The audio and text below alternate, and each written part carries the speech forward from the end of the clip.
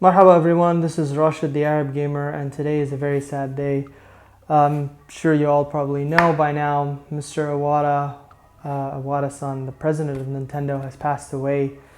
Uh, it's kind of shocking because just a couple of days ago, or should I say a couple of weeks ago, we just saw a statement from him talking about the E3 press conference and how he wants to make it better. I mean, even until his last days, he still was working and thinking about this company. It's just amazing. But today I want to talk about why he's so special. I mean, what makes this individual so unique in the gaming industry? For one, he is not only a CEO, he is a game developer and a gamer. Those are very hard to find unique skills that you'll never be able to, I don't think you'll ever find those in game companies or CEOs. I mean, usually when you open a company and it becomes a huge multi-billion-dollar company, you end up hiring a CEO as a professional. Uh, these people usually come from other companies and brands who have nothing to do with each other.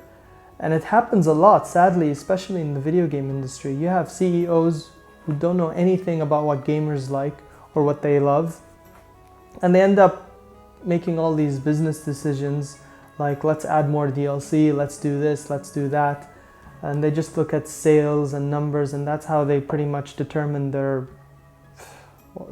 goals and objectives. But Iwata was a man who grew up not only understanding video games, but he pretty much created it. I mean, at the time there was just Pong when he was still a kid. So he ended up taking a calculator and building a baseball game on it. And that was crazy because those calculators were used for adding formulas and stuff. And he just built a game. So at the time, people or programmers who were developing games rather than developing applications were considered rogues, because you're like, what are you doing? You're wasting your time. You're creating games. But he understood the meaning of games because they're fun. He saw the value in making a video game. And that to me means a lot. I mean, I remember when I first got my Game Boy, and I know he probably didn't have a lot to do with it, but I understood the philosophy of Nintendo at the time, and I felt like this was a company that wanted to do things differently. And as the years went on, he ended up working for HAL Laboratories, which ended up collaborating and making Super Smash Brothers, which is like one of the best fighting games ever made. And he helped make Earthbound, which is one of the best RPGs I've ever played. And the reason why they're so special is because it's so different, it's so unique. You just can't find those experiences anywhere else, because he really understands what makes a game fun. And that to me matters more than anything. I mean, up until even the Wii U, when he was like head of the president, he came and he got involved in fixing a game bug. He didn't need to do that. That's not even his responsibility anymore. He's a CEO. But he came down to the development studio and he said, you know what, I want to fix this. And he actually went in and actually tweaked the game and fixed the glitch. So this just shows you how amazing he was. And I know, I mean, I live in the Middle East.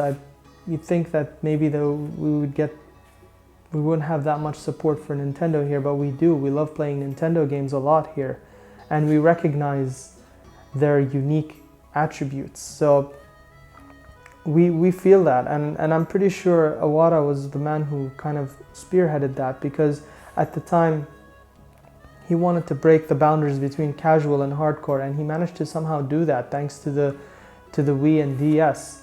Both of those turned out to be the most successful Nintendo products ever. The Wii managed to sell more than the PlayStation 3 or Xbox 360.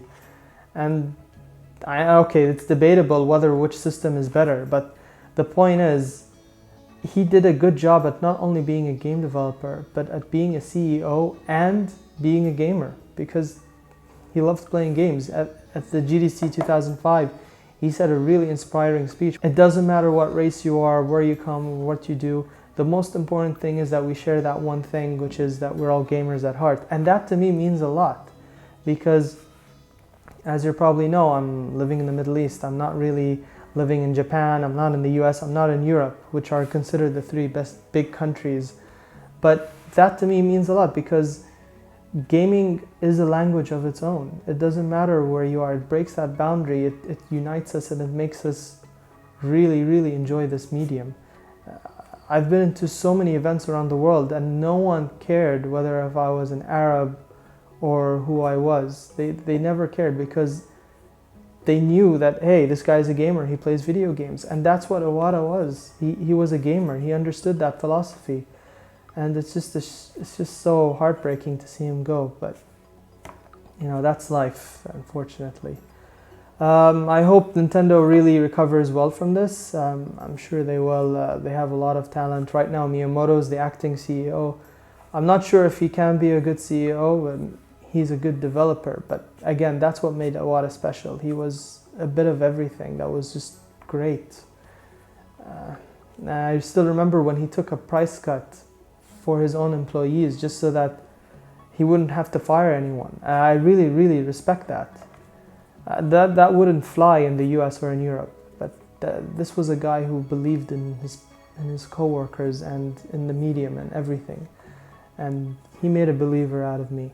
So thank you very much, Iwata. I hope you're in a better place, and I hope you guys enjoyed this video. Take care and have a good one.